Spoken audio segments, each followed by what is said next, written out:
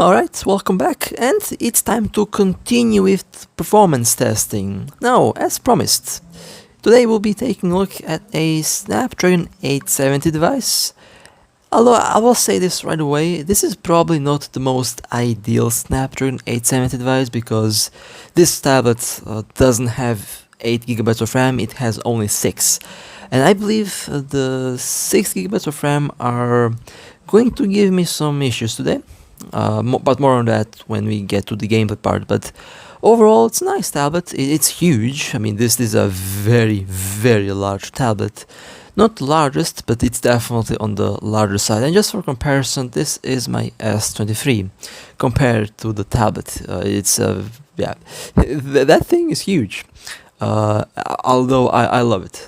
It's a very useful tablet. But as I mentioned before, the RAM is the main issue on this particular tablet that I have. 6GB of RAM are on the very edge of being, I would say, minimal requirement now. Now, when it comes to what applications I'll be using today, for the most part I will be using the same apps and application and programs that I used last time, with a huge difference in not being able to use the GPU watch, because on this tablet I don't have the GPU watch built-in program because that's exclusive on Samsung.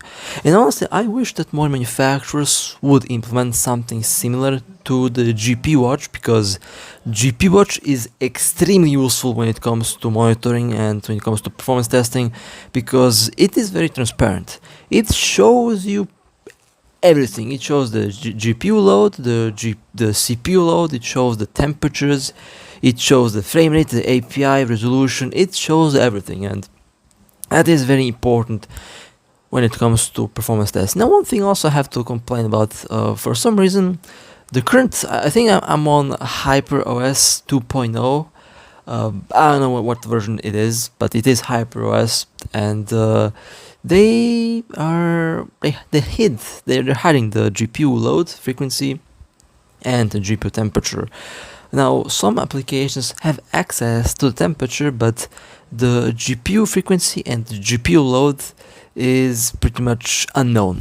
It's not being allowed to be monitored for some reason, and I don't like that, because we will not be able to see how much of the GPU is actually being used. We will only be able to see the temperature of the GPU, which is why I prefer One UI for testing, and this is pretty much one of the reasons why I have a Samsung device, because they are transparent with that. They show you everything. They don't hide frequency, they don't hide the load, which is amazing. Now, I also had a different Snapdragon 870, the legendary Poco F3. This thing is amazing, by the way. However, this device died. And I love the Poco F3. I would say it used to be one of the most affordable cost performance devices out there, and I used it for like three and a half years until the memory chip on it died. I could fix it, but I would need a memory chip, and I would have to open it up, replace the memory chip, and then, basically assemble it back. But this device has I would say, a better 870 because it has 8GB of RAM, and this device would probably be the ideal candidate for a test. But unfortunately, this device does not work anymore. But just look at this thing. I love the design of the Poco F3. The glossy design is so reflective and so nice to look at. Really, one of the prettiest devices that they made. But yeah, would be a perfect candidate. And on the Poco F3, I was able to see the GPU load, the GPU frequency, and the GPU temperature. So yeah, that's my complaint about the tablet. I don't know why the GPU frequency and temperature and load is kind of hidden. I'm not a fan of that, because I am unable to do the test properly without seeing and without knowing the values of the GPU while being tested. But in any case, that's one thing that I guess I'll have to make a compromise on in this video until I find a workaround that. But yeah, back to the box in the F3 until I fix this thing. It's a very good device. It's there, I keep it. Okay, so back to this gigantic tablet. Let me set up the... let me tell you, it took me a while to find a comfortable position to actually get this thing in view, and because of its size, I will be unable to use my cooler, because I don't think I need to mention why I'm unable to use the cooler.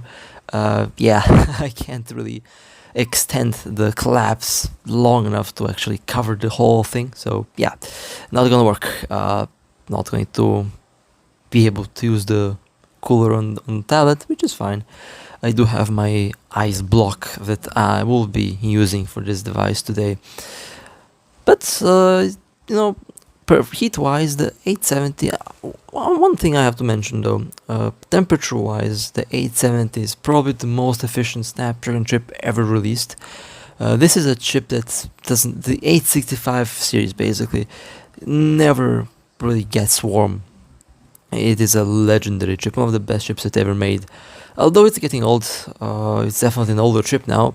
It's still a flagship, but it's still old. And it is starting to show its age. Although on this particular device it would be unfair to say that, because it doesn't have the best RAM configuration, but that's fine. I would say it might be a good example of what to expect on a mid-range device, because the 870 should technically be about the same power level as the current mid-range chipsets. So when it comes to the configuration, you're actually able to you can enable the frame generation, but the frame generation, even once enabled, doesn't seem to really do much. Which is something I expected, because the 870 officially does not have the Adreno frame motion engine. The AFME is basically from, I think, Snapdragon 888 or 8 Gen 1 and above. So the 870 doesn't have that, and as expected, if you turn the frame generation on through the configuration file, you will not have any frame generation effect, which, you know, is a little bit disappointing, but at the same time it is also to be expected, because the 870 does not support it. Now, we do have something similar to the GPU watch, although I would say the GPU watch does give a lot more stats. I was trying to find what could I use to show the frame rate. Thankfully, you have power monitor tools, that you can actually use to monitor pretty much the FPS. Now it also does have, I think, a temperature monitor, but that temperature monitor is not accurate. It doesn't measure the CPU temperature, it measures the skin temperature of the device or the battery. And it does give funny values. I'm not buying that the CPU is 40-45 degrees Celsius, because it definitely is not. The 870 CPU does get about 80-85 degrees Celsius, which is lower than what we have seen on the 8 Gen 2 and lower than what we have seen on the 8 Elite. But let me boot up the game and let's turn on the Wi-Fi. I always forget that Wi-Fi. Okay. Alright, we are now in. Now, in this case, I'll have the temperature stats and FPS right in front of the screen, because I tried to put it above, but this thing is just so big, it is very difficult to actually get the whole thing in screen on the camera without cutting a corner or two. You know, I wanted to make the tablet in full view. So, you know, it's a huge screen, and if I leave the windows at the front like this, they're not really getting in the way, and you get to see the stats and stuff. So yeah, they are going to stay in front. So, as I mentioned before, frame generation. Now, frame generation on the 870 does not work even after you enable it through the configuration file, which you obviously can do, and I obviously did enable it. You will get no frame generation effect, which is again to be expected because the 870 officially does not support it. But it is a good thing to know that you can enable things that are not officially supported. Means that in the future we will be able to enable ray tracing. I think in 2.4 I believe ray tracing might make an appearance in this game on mobile.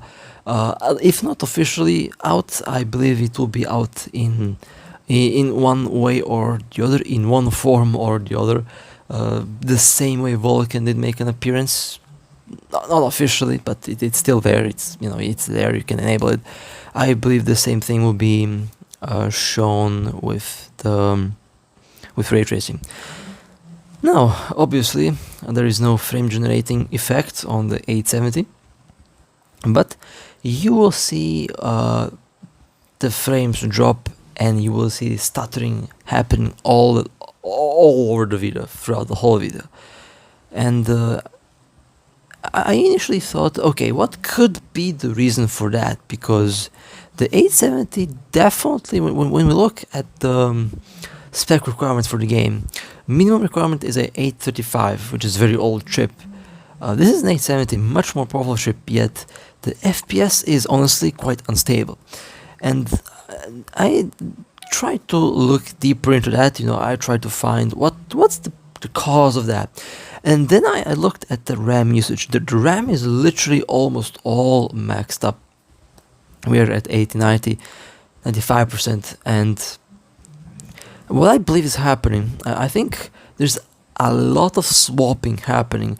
The device is trying to use the built-in storage because Android by default has the ZRAM, and by default it has 2 to 3 gigabytes of virtual memory. It is something that you cannot disable. It has virtual memory, and it's using the virtual memory to store stuff. Basically, if you run out of normal RAM, it will attempt to store it in the virtual RAM, which is what I believe is happening here. And obviously, RAM is going to be much faster than the built-in storage when it comes to when it comes to using it as RAM. So when it starts to swap, you will notice frame dips and stutters. Pretty much the same way when your hard drive on PC is swapping, and when it's using the virtual memory on the hard drive on the PC, it also drops frames. This is pretty much the same thing that we are seeing here right now, and what we will be seeing throughout the whole test. I forgot what version of memory it has. Definitely not the newest version of flash memory, because I know the 8 Gen 2 and 8 Elite don't really have this problem, but at the same time the memory is much faster on the 8 Gen 2 and on the 8 Elite than on the 870. So on the higher end devices and on devices that have a faster flash memory, the swapping is not going to cause significant performance impacts.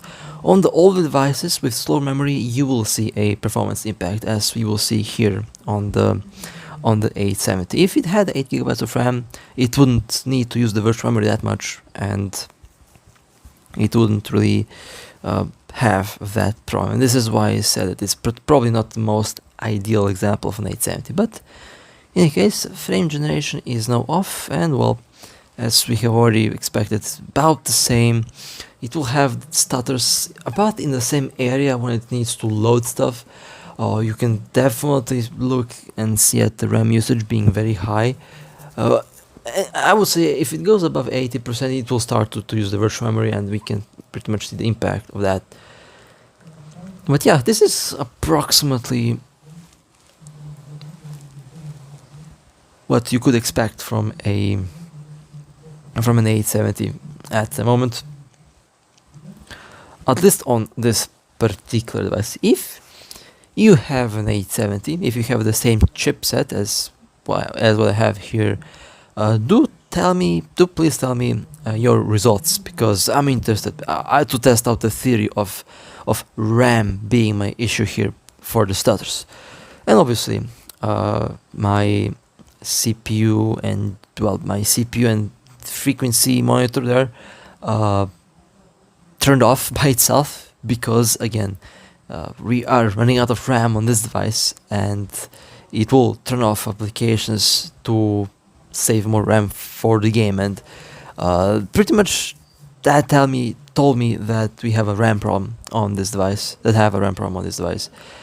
and that's why I'm saying that the RAM is the culprit for the frame stuttering and for the lag on this tablet. The resolution is, I don't know what the resolution exactly is, 75% of 1800p, which is a fairly large resolution, probably higher resolution than what we see on most devices, but still, it doesn't really seem to directly affect the FPS.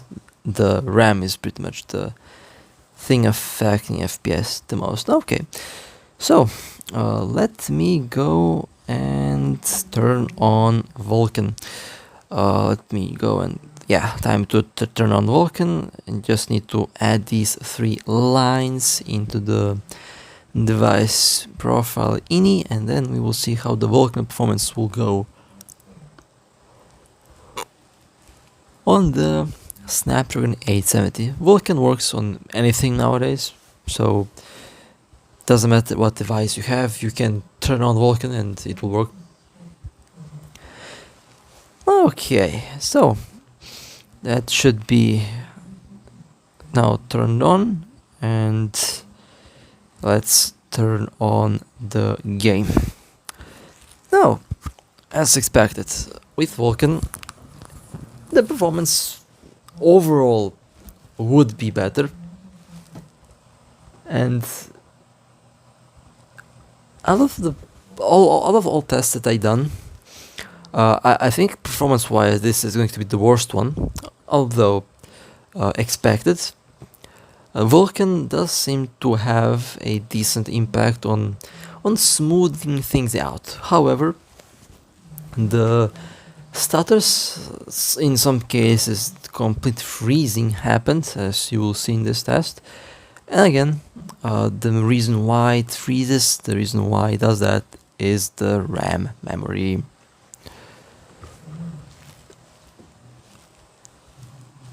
So if you have a Snapdragon 870, and if you have, let's say, 8 GB of RAM, you will not see, I actually, this is just my guess right now, but you should not be seeing the same frame stutters and frame drops that I'm seeing, because you will have a lot more RAM to work with, and having more RAM means less swapping, and less swapping means better stability and better FPS. So let's work around with Vulkan. Now again, in the test with the 8 Gen 2, 8 Gen 2 actually has better Vulkan performance than 8 Elite currently. I would say that's primarily due to being the Vulkan currently being kind of focused on the older generation chipsets, which is fine by me. If Kuro wants to focus on the older chipsets, that's fine. I mean, after all, the 8 Gen 2 and 8 Gen 3 are like the recommended chipsets for the game, so I think they're basing the performance and the settings and overall software on those chips. The 8 Elite can wait. That thing can run the game just fine anyway, so it doesn't really matter. But the Vulkan performance, I mean, we're getting like 44, 40, 60, well, 50 FPS. I don't know if we will get 60 FPS on the 870. I'm fairly sure other 870 devices will just get 60 FPS much easier or close to it. But overall, Vulkan does what we already knew Vulkan does. It makes things smoother. And besides making things smoother, it will also make things more stable. Of course, uh, it can only help that much, but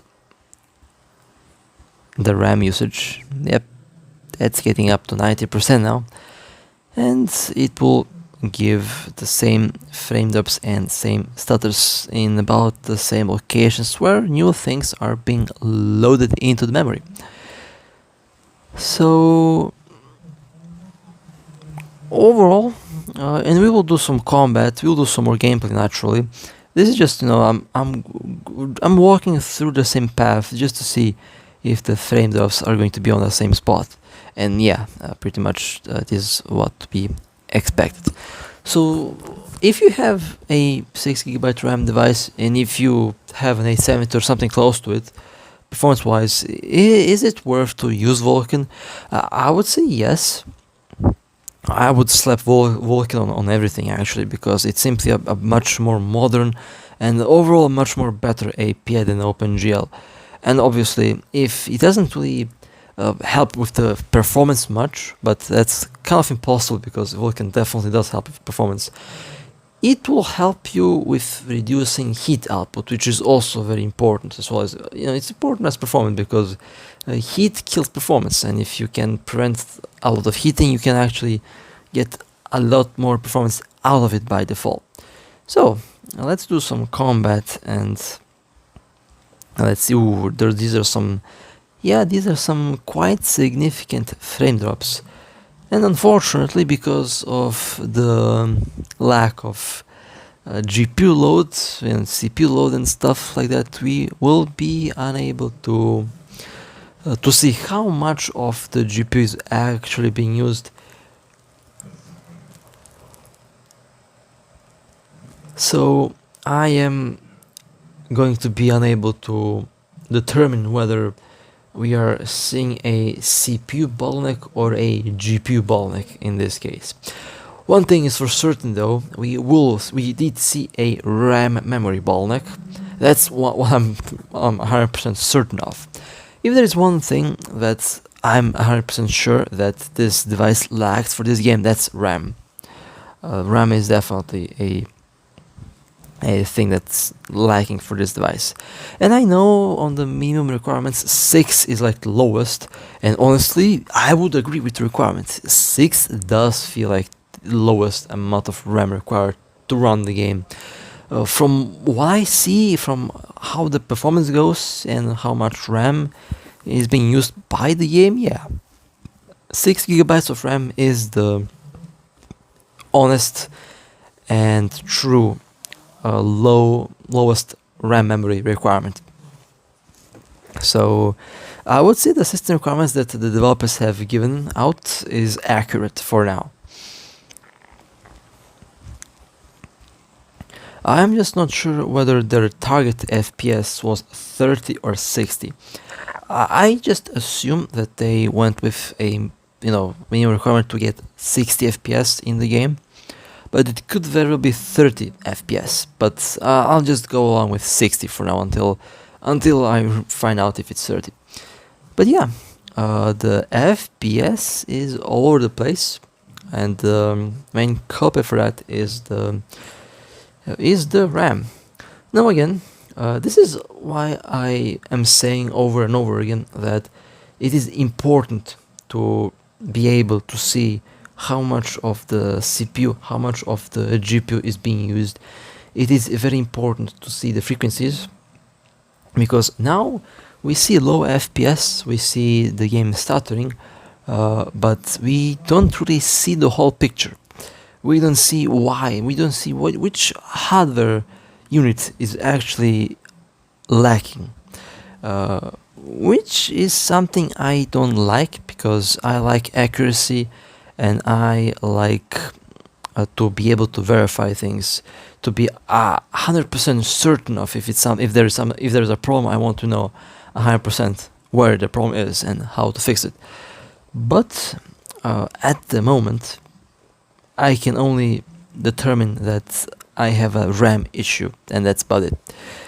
Due to the fact that I'm unable to see the GPU load, the CPU load and stuff like that, I can't really say that the device lacks GPU or the device lacks CPU. The temperatures aren't the highest. On grade 11 the GPU goes to 100 degrees Celsius on this device, so I am pretty sure that currently the game does not use the Snapdragon 870, the Snapdragon 870 GPU to the fullest. That I'm 100% sure that the game doesn't use the full GPU based on the heat output. If it were using the whole GPU, the heat output would definitely be about 95, 100 degrees Celsius, which is okay, optimal for the 870, which is like the highest. And that's a relatively long freeze there. That was a long freeze. In the past, I did tests with using the RAM expansion option, and the RAM expansion made the FPS much worse. So the RAM expansion made the game unplayable pretty much on this device. I had to turn that off because it was just unbearable. It would freeze, it would lag, and the device would not recover, and it had to force reboot it. So RAM is definitely a problem, but I'm unsure about the other CPU units. Okay, so that was the Vulkan performance, and overall, as we have expected from Vulkan, again, it does help, but if you run into a RAM limitation, then Vulkan can help to smoothen out the frame rate, but you will still encounter freezes and stutters if you run out of RAM. That's what I can tell you from the first little test. Now let's go and open up the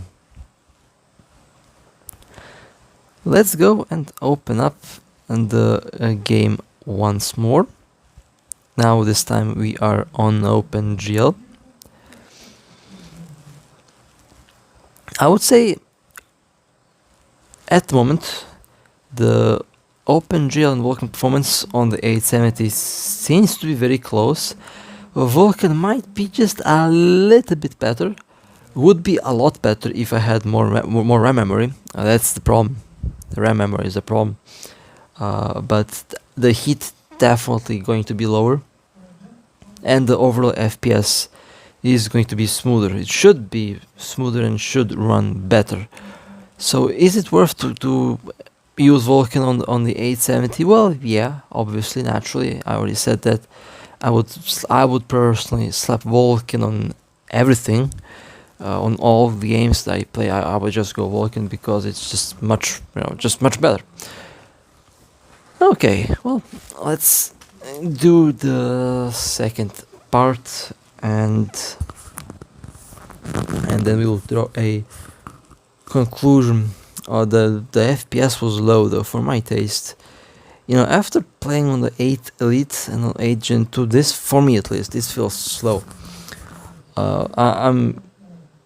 I'm used to stable 60 FPS on this game, so this does feel a little bit uncomfortable for me, but you know, test has to be made, and if it helps you guys, then my mission is completed, because my goal is to share as much information as possible and to do as many tests as possible so that we can determine what the problem is.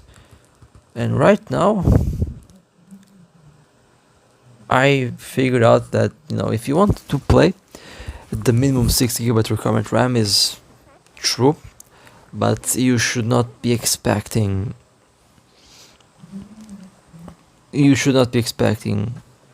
some, you know, flatlining 60 FPS performance. Of course, doesn't have to be the case, but from my experience, that is kind of the case at the moment. I feel like the OpenGL FPS is a little bit lower. At least that's what I feel like. I feel like the game is running a little bit slower, which is to be expected from OpenGL.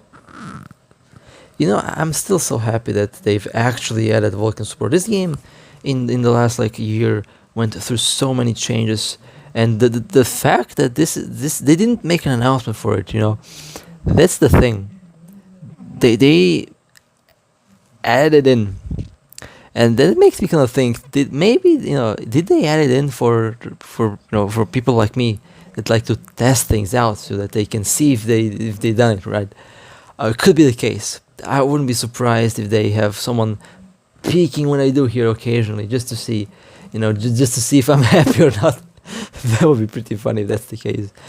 But the fact that they have added it that way, and the fact that they haven't made it official announcement for it, is interesting.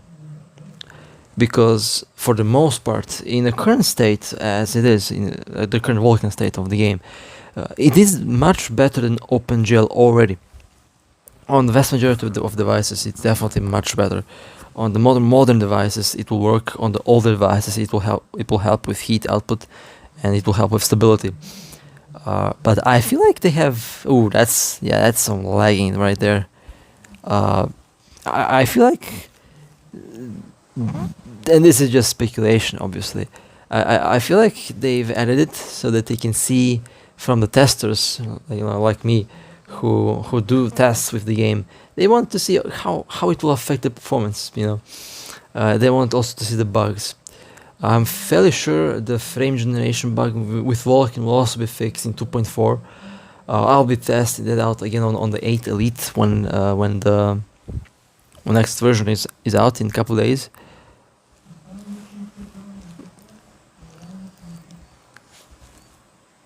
And I'm fine to test the game for them. Again, as a content creator, I feel like it's my obligation and duty to help the game in any way, shape, or form that I can. And I've been thinking, okay, how can I help the game? Well, let's just find problems and offer solutions. And I think that's a fair thing to do. And so far, I feel like there has been an effect. I feel like there has been a massive improvement. I mean, I can actually play the game just fine on the 8 Elite with Vulkan, without having to use my ice cooler. I just attach my active cooling device. I have two coolers, by the way. The ice block, which I call the ice cooler, but let's call it ice block. I can play it on the 8 Elite just fine with only the cooler that I have. I attach that on the back of the device, and minimal heat, like literally minimal heat. That thing doesn't even get warm anymore, which is a huge improvement over the last version update. So Vulkan absolutely helped with it didn't just destroy the heat output on the chipset, it completely removed it on the 8 Elite. That thing does not get warm at all now.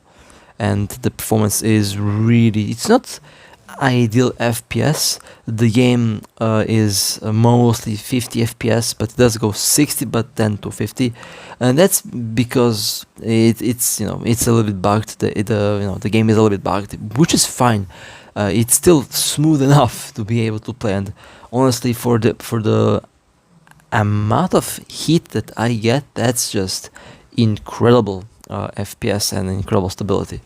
So I'm glad that Kuro listens. One of the very few developers that actually do that in this genre of games. Well, we are nearing the end of the test.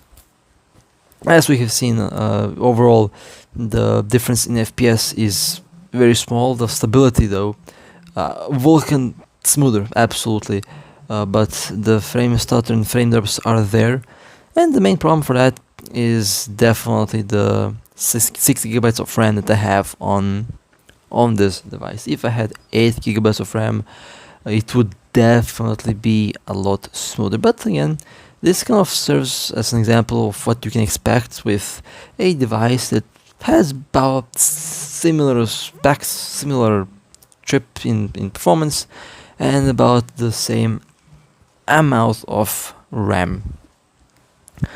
Is it playable? Yes, but for my personal taste, is it a satisfactory level? No. If it were stable like 40, 45, that'll be fine. The main issue to have is the frame dips, the frame drops, the stutters. I only have the stutters as a problem. 40, 45, 50 FPS will be fine. Even 30 will be fine, but the frame drops and the stutters are basically what's killing it for me. In any case, that would be it for this little test today. Do share your experience if you have a Snapdragon 870. Do share your experience with the game and FPS and how the game runs for you, because I want to see if the RAM is really the problem that I experience here. But with that being said, I hope you guys enjoyed. If you would like to support me, feel free to like and subscribe. And with that being said, stay safe. As always, I'll see you next time.